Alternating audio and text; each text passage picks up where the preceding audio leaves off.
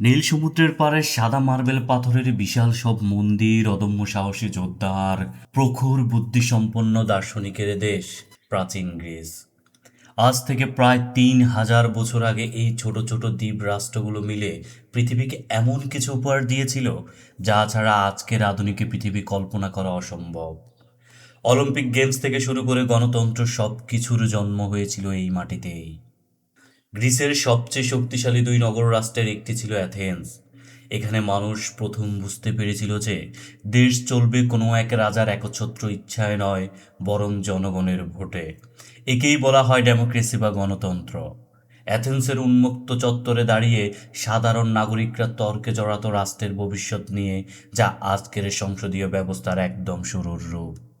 Greece মানেই কেবল যুদ্ধ নয়, গ্রিস মানে ছিল প্রজ্ঞার জয়জয়কার।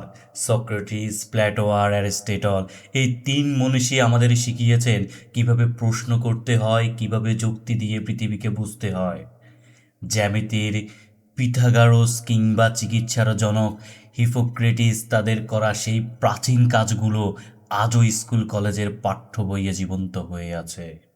অ্যাথেন্স যখন ব্যস্ত ছিল শিল্প আর দর্শন নিয়ে, ঠিক তখনই প্রতিবেশী রাষ্ট্র স্পার্টা নিজেদের তৈরি করেছিল পৃথিবীর শ্রেষ্ঠ যোদ্ধা হিসাবে। এখানকার শিশুরা জন্মের পর থেকে কঠোর শাসনের মধ্য দিয়ে বড় হতো। তাদের কাছে হার মানা ছিল চরম অপমানের। থার্মোপাইলি যুদ্ধে মাত্র ৩০০ জন স্পার্টান যোদ্ধার বিশাল পারস্য বাহিনীর বিরুদ্ধে রুখে দাঁড়ানোর গল্প আজও আমাদের রক্তে শিহরণ জাগায়।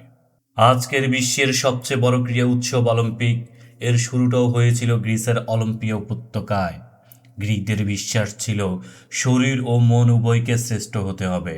সময়ের স্রোতে প্রাচীন গ্রিস সাম্রাজ্য বিলীন হয়ে গেলেও আমাদের আইন, রাজনীতি, সাহিত্য আর খেলাধুলার প্রতিটি বাঁকে গ্রিকদের সেই মহান ঐতিহ্য আজও অমর হয়ে আছে।